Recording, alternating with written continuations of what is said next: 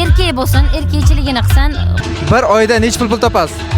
Ovqatlanishimga yetadi. Yaxshi topaman, Xudoga shukr. Demak, bu совершенно секретно, to'g'rimi?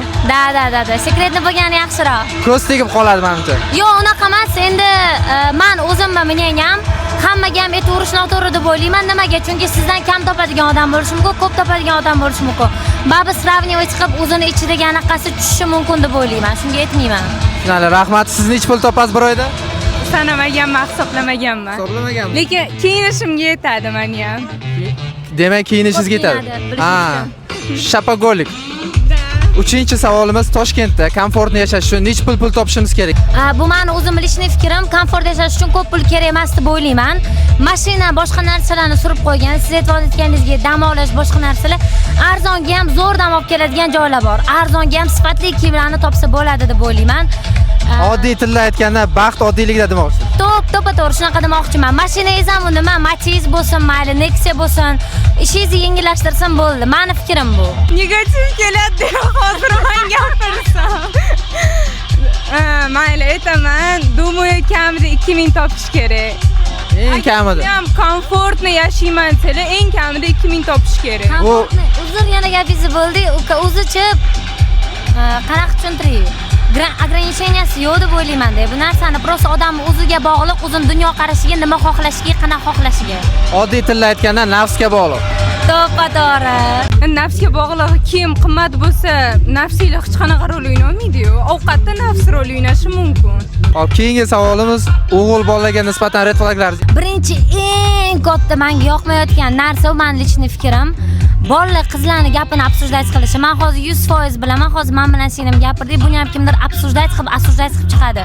Erkak bo'lsin, erkakchiligini qilsin, qiz bolaning gapini o'tirib olib, "Men bunaqa emas, men bunaqa" deyish noto'g'ri deb hisoblayman. Birinchisi, juda tez xafa bo'ladigan bo'lgan hozirgi bolalar, ikkinchisi, qizlarni prям внешкасini o'tirib olib обсуждать qilishadi. Bu juda noto'g'ri, chunki qiz bolani внешкасini обсуждать qilmaydi, anita bolalar o'tirib обсуждать qilib o'tirishadi. Tushunarli. Endi qaranglar, mana shu red flagga savolim, sizlarda o'g'il bolani yoki o'sha qancha pul topishi muhimmi, muhim emasmi? Men har doim aytganman, bu narsani pul topishi muhim emas. Agar ambitsiozni bo'lsa, целеустремленный bo'lsa, harakatchan bo'lsa, u bola bilan hech qachon siz pulsiz qolib ketmaysiz. Ichida olovi bo'lish kerak bo'ldi deb o'ylayman. Tushunarli, juda ham zo'r javob siznikicha. Xuddi shu qo'shilaman. O'ylab ko'rmaganman. Qizlarni, ayollarni xafa qilmaslik uchun nima qilish kerak?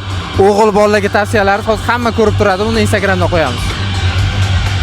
O'sha aytganimdek baxt oddiylikda, prosta qiz bolani tushunish kerak deb o'ylayman. Hamma aytadi, qiz bolani tushunish qiyin deb. Yo'q, qiz bolani tushunish qiyin emas. Prosta sizlar sal tushunishga harakat qilmaysizlar. Oddiy shirin gap bilan, melch narsalar bilan qo'yinni ko'tarsanglar bo'ldi degan deb o'ylayman. Demak, 400-500 dollarga gul olish shart emas. Bittagina 50 ming so'm, 100 ming so'mga rozi bo'lsa ham siz xursand bo'lasiz. Mehrdan, achchiq lekin kimdan kelishiga, kimdan berilishidan bog'liq-da. Qizlarni xafa qilmaslik uchun prosta yaxshi gap gapirish kerak. Bor hozirgi bolalar og'ziga qaramay gapiradi. Esingizga chiqmasin, deysiz. Qizlarni xafa qilish deyilyapti. Prosta как попало gapirish kerak emas deb o'ylayman. Bo'ldi. Gapirayotgan narsalarni o'ylab gapiringlar. Всё, qiz bolalar xafa bo'lmaydi uncha narsaga.